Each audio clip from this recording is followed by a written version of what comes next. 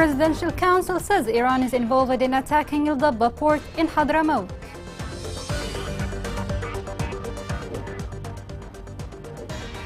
Houthi landmines continue to haunt lives of women and children in Yemen.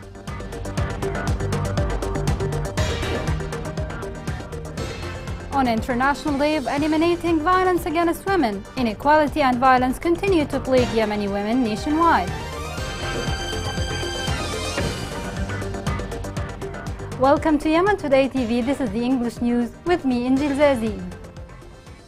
The Presidential Leadership Council held a virtual meeting chaired by the President Rashad Al-Alimi, chairman of the Council. In this regard, the Council stressed the repetition of these terrorist attacks against vital civilian installations target the remaining economic facilities and pose a threat to the stability of the region.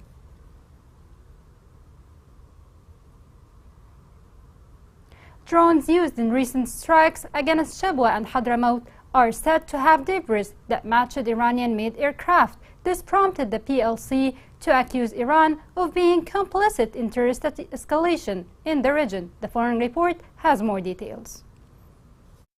On Thursday, Yemen's Presidential Leadership Council, or the PLC, accused Iran of being involved in the recent attacks on oil terminals in Hadramaut and Shabwa. It was revealed that the drones used in the strikes had debris that matched Iranian-made aircraft. In the previous month, the two provinces were the targets of many attacks by the Houthi forces. The most recent attack, which happened on Monday, struck the Dabba port, causing damage that, according to the officials, will take a month to fix. It also prompted a halt to port operations. According to government sources, the PLC had a virtual meeting on Thursday to discuss the most recent attacks. According to the PLC, such persistent terrorist assaults not only threaten the remaining economic lifelines of millions of Yemenis, but also pose a risk to regional stability, global energy supply, trade routes, and world peace and security. The drone wreckage that matched Iran-built aircraft was offered by the Council as evidence that Iran was responsible for the attacks. The Council emphasized the importance of the international community realizing the risk posed by the persistence of such threats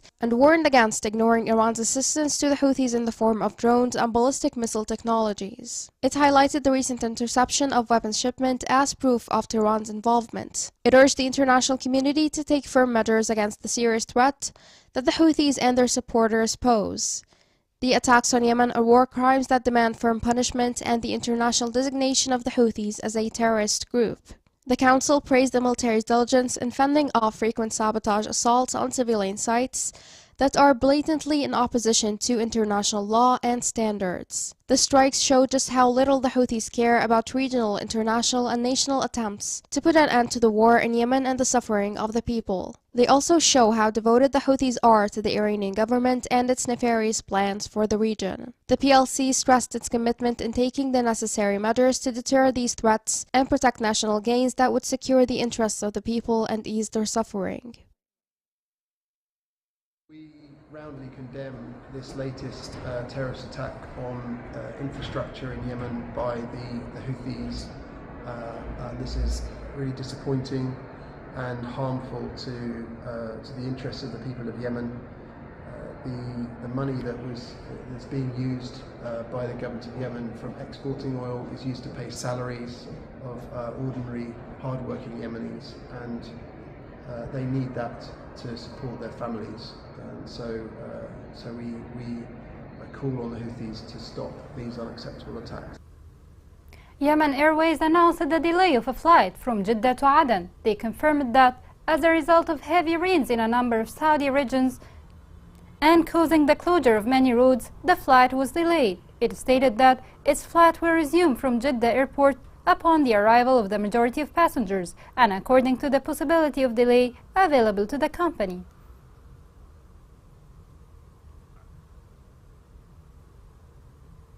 India confirmed that it has given Yemen priority in wheat exports to face the food insecurity crisis in the country. India's representative to the United Nations condemned the Houthi group's attacks on ports and their threats to cargo ships.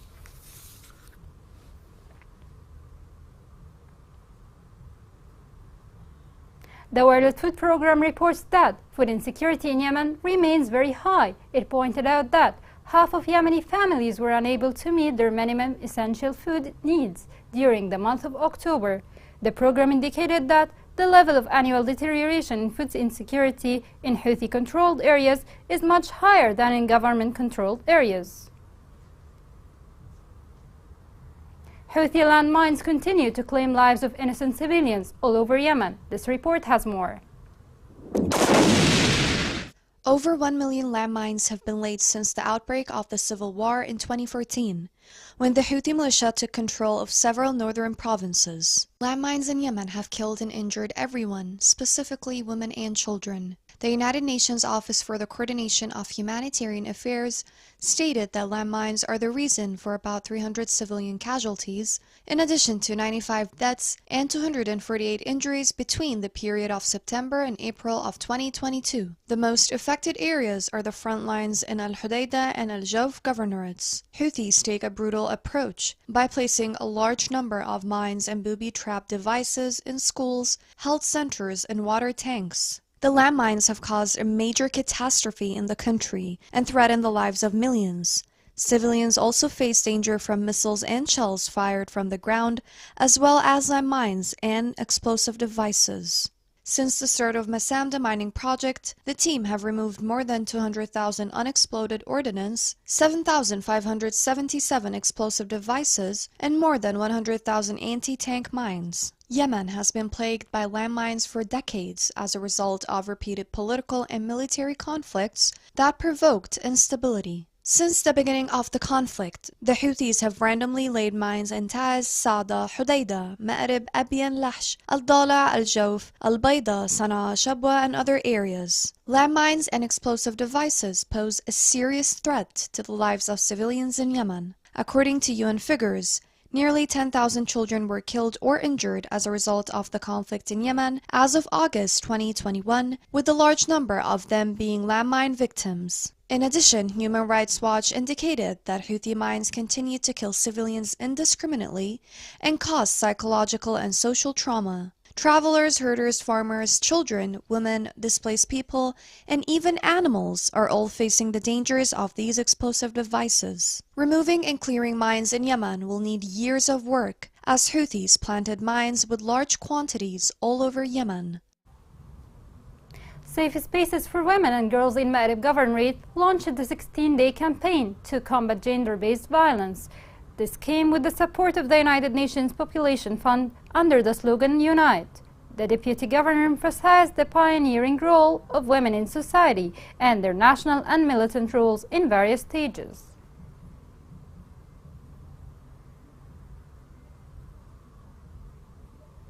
Women rights activists have observed 25th of November as a day against gender-based violence since 1981. This report gives more details. The International Day for the Elimination of Violence Against Women on the 25th of November is a moment to reflect on, renew, and amplify to achieve commitments to eliminate violence against women by 2030. Ending violence against women is possible, but only if we act together. The World Health Organization plays a key role in bringing attention to and responding to violence against women as a public health, gender equality, and human rights issue. In every country and culture, more action is needed to ensure women in all their diversity live a life free of violence and oppression. In Yemen, gender-based violence is a very sensitive issue, as women and girls do not report violence due to the fear of being killed, detained, or exposed to further violence. Many forms of violence prevail in Yemen, like beating, cursing, verbal abuse, handcuffing girls, depriving girls of education, and restricting the movement of women. These are some of the types of violence experienced by Yemeni women who conceal their pain. According to the United Nations, the conflict has worsened the situation for women in Yemen, as 63% are exposed to violence and assaults by the Houthi militia. International Rescue Committee added that adolescent girls, single and divorced women are considered the most vulnerable people in Yemen. The United Nations Population Fund has announced that Yemeni females are exposed to gender-based violence, in which 50% are exposed to physical assault, and 35% of Yemeni women are exposed to sexual abuse, followed by child marriage for girls who were out of school due to the ongoing conflict. On the other hand, the UN Special Envoy stressed on the Yemeni women's leadership in peacemaking and their meaningful participation in decisions about the future of their country and how critical it is for effective peace agreements. Coming next in the news.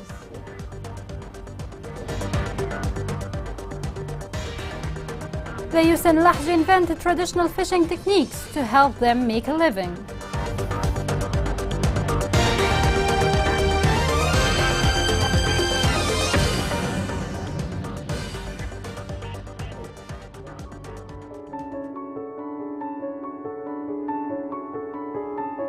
ناس ندي ماء من الغل والغلط بعيد، كنا ندي بالدواب نعبي ماء وترجعنا. ننزل الساعة 5 رجعنا الساعة 9. ما يجي لنا ظهر لأنه زحمة ما حد يخلي الجهل يغرق وإحنا تعبنا زيادة. وكنت أحس صدري يوجعني وعز قدرك ركبي يوجعيني. كنا بنستخدم حتى نغسل أولادنا يعني بأيام معدودة. كنت أغيب على المدرسة لأن كنت أروح الديمة. حتى وإن كان يجي الأمطار تروح هدر لأنه ما في معي خزانة. الوقت نشتري ب30,000 هي معها استهلاك ما يغلقش معها الشهر. بس راح تطلب الله ولا أي حاجة، عاملة كل شغلك على الماء. Welcome back. The ambassador of Yemen to Brussels participated in the meeting for the ambassadors of the Gulf Cooperation Council. During the meeting, they discussed the relations between Yemen and the GCC countries on the one hand and the European Union on the other, and the importance of working on developing them. The Yemeni ambassador gave a briefing on the developments in Yemen and the classification of the Houthi militia as a terrorist group. The Houthi militia looted the documents of a private company without legal justification in Sana'a. Local sources revealed that a number of Houthi militia members attacked the headquarters of the Dahban Agriculture Products Marketing Company. The sources stated that this comes days after Houthi military crews stormed the Dahban market, expelled its employees, and took over the market by force of arms. The Houthi militia imposed a comprehensive ban on farmers to import potato seeds in their areas of control. Informant sources reported that the militia decided to restrict the import through the company it recently established. According to their decision, the Houthi Corporation will be the only source for importing seeds for Yemeni farmers in its areas of control. The crimes and violations committed over the past 7 years by the Houthi militia in areas of Al-Dala left many civilians dead or injured and thousands of families displaced and homeless. This report has more. Members of the Iranian-backed Houthi militia have committed horrific crimes and violations against residents in several districts of Al-Dala Governorate during the past 7 years, bombing and sniping citizens and their property with different weapons and drones. During the last 4 years, the number of innocent civilian victims has increased significantly in districts north and west of Al-Dala. The militia purposefully targets civilian areas remote from conflict zones with missiles, drones, and other weaponry. One of the most notorious of these crimes was the targeting of Al-Samud Stadium in the city of Al-Dala during festivities, which resulted in a huge number of civilian fatalities in 2018.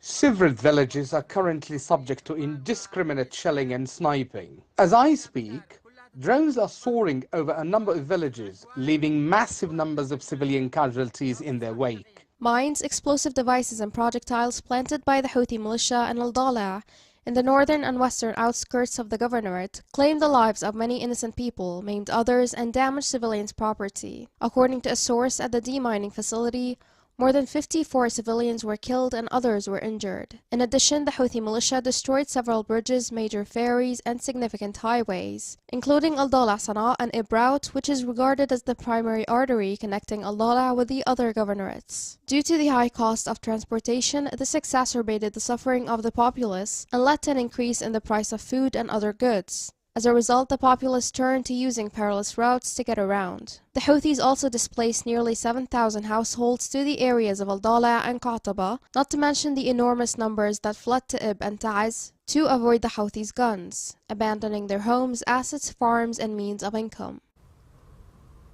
King Salman Humanitarian Aid and Relief Center conducted 18 specialized surgeries in the city of Mukalla. The volunteer medical team stated that it was able to detect 420 cases and perform 18 specialized surgeries that were completely successful. This campaign comes within the framework of Saudi support for conducting surgeries and joint replacement operations for dozens of low-income patients in Yemen. Fishermen in Yemen continue to suffer the ongoing conflict, leaving them with no source of income. This report has more on this. In Ras Al Ara coast in Lahj, and with the limited capabilities of many young people in the fishing profession, some resorted to inventing primitive traditional tools to swim within the sea in order to make a living. I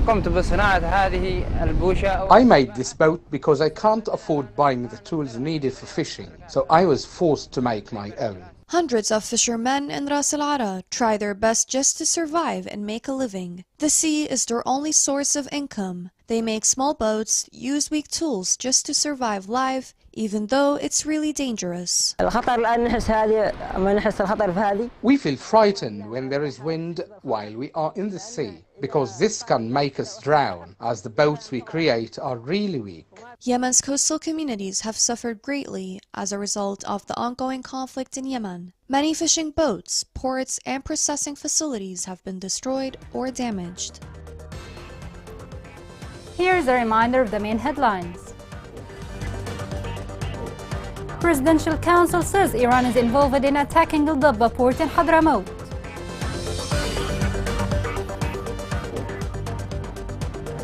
Houthi landmines continue to haunt lives of women and children in Yemen.